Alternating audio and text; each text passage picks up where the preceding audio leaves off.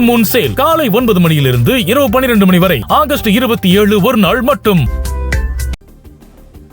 நேபாளத்தின் ரசுவாவில் கடும் வெள்ளப்பெருக்கு ஏற்பட்டதில் வீடுகள், சாலைகள், பாலங்கள் அடித்து செல்லப்படக்கூடிய காட்சிகளை நாம் பார்த்துக் கொண்டிருக்கிறோம். நேபாள வெள்ளத்தால் வெளியேற முடியாமல் அங்கே 57 தமிழர்கள் சிக்கியிருக்கிறார்கள். அவர்களெல்லாம் பத்திரமாக மீட்கப்பட்டு பாதுகாப்பான இடங்கள் தங்க வைக்கப்பட்டிருப்பதாகவும் தகவல்கள் தெரிவிக்கின்றன. மேலும் விவரங்களை செய்தியாளர் ராஜகுமரனிடம் கேட்கலாம். ராஜகுமரன், 57 தமிழர்கள் பாதுகாப்பாக இருக்கிறாங்கிற ஒரு ஆறுதல் தரக்கூடிய விஷயம் இருந்தாலும் இந்த ரசுவாவின் நிலைமை தற்பொழுது என்னவாக இருக்கிறது, அதில் எவ்வளவு பேர் இருப்பதாக அஞ்சப்படுகிறது, அதன் விவரங்கள்? இந்த போதே கோசி என்கின்ற ஆற்றை பொறுத்தவரை இது திபெத் நேபாள எல்லை பகுதியில் ஓடக்கூடிய ஒரு ஆறு என்று குறிப்பிட்டிருக்கின்றார்கள். அங்கு இருக்கக்கூடிய போட்டே என்பது திபெத் எல்லையை குறிக்கக்கூடிய உள்ளூர் வட்டார சொல் என்றும், கோஷி என்பது அந்த ஆற்றின் பெயர் என்றும் குறிப்பிடுகின்றார்கள். இந்த போதே கோஷி ஆற்றை பொறுத்தவரை திபெத்தினுடைய உயரமான அங்கு இருக்கக்கூடிய அந்த பெரிய அளவிலான இமயமலையின் முகட்டு பகுதியிலிருந்து உருவாகக்கூடிய ஒரு நதி. அந்த நதியில் என்பது அந்த நேபாள நாட்டினுடைய ரசுவா மாவட்டம் வழியாகத்தான் உள்ளே வருகின்றது நேபாளத்திற்குள் என்று சொல்லியிருக்கின்றார்கள். இந்த ரசுவா எல்லை பகுதியில் இருக்கக்கூடிய திமுரா என்கின்ற இடத்தில்தான் நம்முடைய பகுதியிலிருந்து, தமிழ்நாட்டிலிருந்து சென்ற ஆன்மீக பயணிகள் இருந்திருக்கின்றார்கள். 57 பேரும் பத்திரமாக இருப்பதாக அயலக தமிழர் நலத்துறை சார்பில் தெரிவித்திருக்கின்றார்கள். இந்த ஆற்றை பொறுத்தவரை அடிக்கடி இது போன்று வெள்ளப்பெருக்கு ஏற்படுவது வழக்கம்தான் என்று சொல்லியிருக்கின்றார்கள். போதே கோஷி என்கின்ற இந்த ஆற்றை பொறுத்தவரை அங்கிருக்கக்கூடிய அந்த கோஷி என்கின்ற ஆற்றோடு பிறகு இணைந்து அது ஒரு ஆறாக அங்கிருந்து ஓடும் என்றும், இந்த பகுதியில் அதாவது நேபாள நாட்டில் பல்வேறு நீர்மின் திட்டங்களுக்கு உதவக்கூடிய வகையிலான மிகப்பெரிய அளவில் வெள்ளம் பாய்ந்து ஓடக்கூடிய ஒரு ஆறு என்றும் இதை குறிப்பிடுகின்றார்கள். வேகமாக பாய்ந்து செல்லக்கூடிய ஆறு, அது மட்டுமல்லாமல் ஆழமான பள்ளத்தாக்குகள் வழியாக இந்த ஆறு செல்லும் என்றும் குறிப்பிட்டிருக்கின்றார்கள். மழைக்காலங்களிலே மேக வெடிப்பு என்று சொல்வார்கள். ஒரு குறிப்பிட்ட நேரத்திற்குள்ளாக 10 சென்டிமீட்டருக்கு மேலாக மழை பொழிந்தால் அதை மேக வெடிப்பு என்பார்கள். அதுபோன்ற மேக வெடிப்பு, அது மட்டுமல்லாமல் பனிப்பாறை உருகுதல் உள்ளிட்டவற்றின் காரணமாக அடிக்கடி நீர்வரத்து திடீரென உயர்வதற்கான ஒரு வாய்ப்புள்ள ஆறாகவும் இதை குறிப்பிட்டிருக்கின்றார்கள். அது மட்டுமல்லாமல் நிலச்சரிவு பாதிப்பையும் அவ்வப்பொழுது ஏற்படுத்தக்கூடிய ஒரு ஆறு. அந்த அடிப்படையில் தான் இப்போது ஏற்பட்டிருக்கக்கூடிய இந்த பெரிய அளவிலான பாதிப்பிற்கும் கூட பனிப்பாறை உருகுதலும் ஒரு முக்கியமான காரணமாக இருக்கலாம் என்று சொல்லியிருக்கின்றார்கள். திபெத் பகுதியிலே அதிக அளவு பனிப்பாறைகள் உருகி இருப்பதாக சில வானிலை ஆய்வாளர்கள் எல்லாம் தகவலை சொல்லி இருக்கின்றார்கள். அதனோடு சேர்ந்து இந்த பகுதியில் பெய்த கனமழை வெள்ள நீரும் கூட மிகப்பெரிய அளவிலான இந்த வெள்ள பாதிப்புக்கு காரணமாக இருந்திருக்கலாம் என்று சொல்லி இருக்கின்றார்கள். அது மட்டுமல்லாமல் உயிரிழப்பு கூட பதிவாகி இருக்கின்றது. அந்த பகுதியிலே உள்ளூர் அளவிலே உயிரிழப்பு பதிவாகி இருக்கின்றது. அதற்கு காரணம் இந்த வெள்ளம் பாய்ந்து வந்த பொழுது வழக்கம் போன்று வெள்ளத்தோடு மணல், கல் உள்ளிட்டவை எல்லாம் அதிக அளவில் இருந்ததாக தெரிவித்திருக்கின்றார்கள். ஏனென்றால் இமயமலையினுடைய முகட்டு பகுதியிலிருந்து உருவாகக்கூடிய ஒரு ஆறு மிகப்பெரிய அளவில் வெள்ளப்பெருக்காக அதை பரிணமித்து ஓடும் பொழுது அங்கே இருக்கக்கூடிய கட்டுமான பகுதிகள் எல்லாம் உடைந்திருக்கின்றன. என கட்டுமானத்தினுடைய சிதைவுகள் இருந்திருக்கின்றன. பெரிய அளவிலான கற்பாறைகள் எல்லாம் அடித்து வரப்பட்டிருக்கின்றன. மணலை அதிக அளவில் அள்ளி வந்து அங்க இருக்கக்கூடிய குடியிருப்பு பகுதியில் அது வீசி இருக்கின்றது, இந்த வெள்ளப்பெருக்கு என்றெல்லாம் சொல்லி இருக்கின்றார்கள். எனவே கடுமையான சகதியின் காரணமாகவும் பலர் சிக்கி உயிரிழந்திருக்க கூடும் என்று ஒரு அச்சம் எழுந்திருக்கின்றது.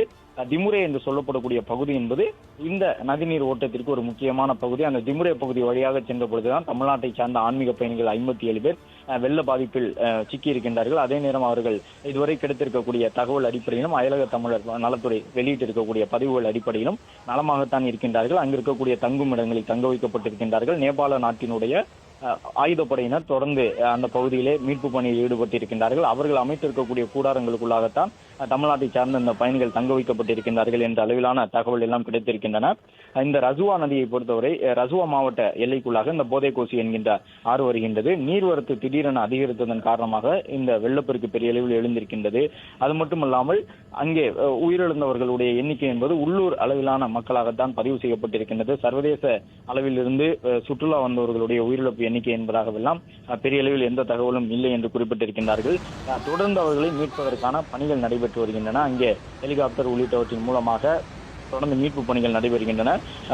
நேபாள நாட்டினுடைய ராணுவ படையினர் மட்டுமல்லாமல் பல்வேறு நாடுகளில் இருந்து வந்திருக்கக்கூடிய சர்வதேச அமைப்புகளும் கூட மனித உரிமை ஆர்வலர்கள், சர்வதேச அமைப்பை சார்ந்தவர்கள் எல்லாம் தற்போது அங்கு வருகை தந்து அந்தந்த சர்வதேச செஞ்சிலுவை சங்கத்தின் மூலமாகவும் மீட்பு பணிகள் நடைபெறுவதாக தெரிவித்திருக்கின்றார்கள்.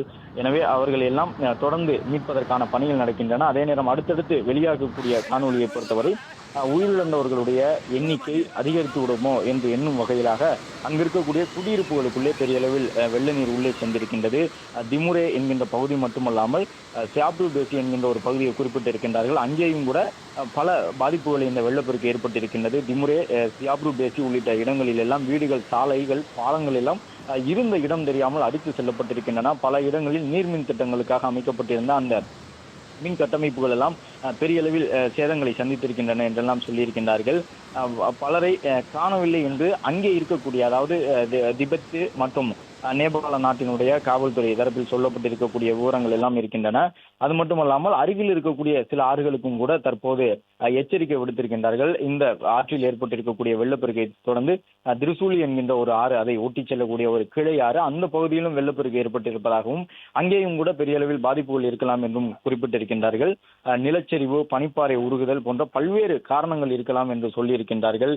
எனவே அந்த காரணங்கள் எல்லாம் ஒரு பக்கம் ஆராயப்பட்டு வரக்கூடிய நிலையில் இந்த வெள்ள பாதிப்பால் ஏற்பட்டிருக்கக்கூடிய உயிரிழப்புகள் தொடர்பான விவரங்களை எல்லாம் பதிவு செய்து வருகின்றார்கள். நேபாள நாட்டினுடைய ராணுவ தரப்பிலிருந்தும் பேரிடர் மேலாண்மை துறை சார்பிலும் தொடர்ந்து அங்கே மீட்பு பணிகள் எல்லாம் சொல்லப்பட்டு வருகின்றது. நேபாள நாட்டினுடைய ராணுவத்தை பொறுத்தவரை கிட்டத்தட்ட ஒரு 25க்கும் மேற்பட்டவர்களை 14 ஹெலிகாப்டர்கள் மூலமாக மீட்டிருப்பதாக சொல்லியிருந்தார்கள். தொடர்ந்து அங்கே மீட்பு பணிகள் நடைபெறுவதாக எல்லாம் சொல்லியிருக்கின்றார்கள்.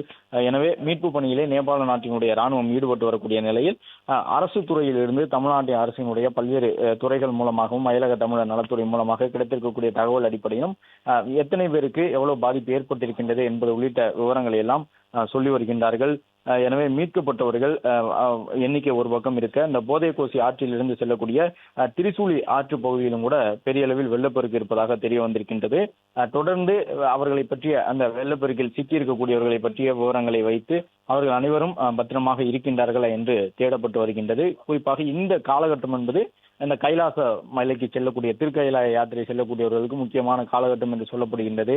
இந்த காலகட்டத்தில் தான் பலரும் செல்வார்கள் என்று சொல்லப்படுகின்றது. எனவே தமிழ்நாட்டில் இருந்து மட்டுமல்லாமல் பல்வேறு மாநிலங்களில் இருந்தும் பலரும் இது போன்று யாத்திரைக்கு சென்றிருக்கலாம் என்ற ஒரு தகவல் எல்லாம் சொல்லியிருக்கின்றார்கள். கும்பகோணத்தை சார்ந்த ஒரு தனியார் நிறுவனத்தின் மூலமாக இவர்கள் அழைத்துச் செல்லப்பட்டிருக்கின்றார்கள் என்ற ஒரு விவரமும் வெளியிடப்பட்டிருக்கின்றது. தொடர்ந்து அவர்களை மீட்பதற்கான பணிகள் நடைபெறுவதாக தஞ்சை மாவட்டத்தினுடைய அரசுத்துறை அதிகாரிகள் தரப்பில் சொல்லியிருக்கின்றார்கள், மாவட்ட நிர்வாகத்தின் தரப்பிலும். அதே நேரம் தமிழ்நாடு, புதுச்சேரி உள்ளிட்ட பகுதிகளில் இருந்து பல்வேறு இடங்களை சார்ந்தும் 50 ஃபுல் மூன் சேல் காலை 9 மணியிலிருந்து இரவு 12 மணி வரை ஆகஸ்ட் 27 ஒரு நாள் மட்டும். பிளே ஸ்டோர் மற்றும் ஆப் ஸ்டோரில் இருந்து பாலிமர் செயலியை QR கோடு மூலம் பதிவிறக்கம் செய்யுங்கள். செய்திகளை உடனுக்குடன் பெறுங்கள்.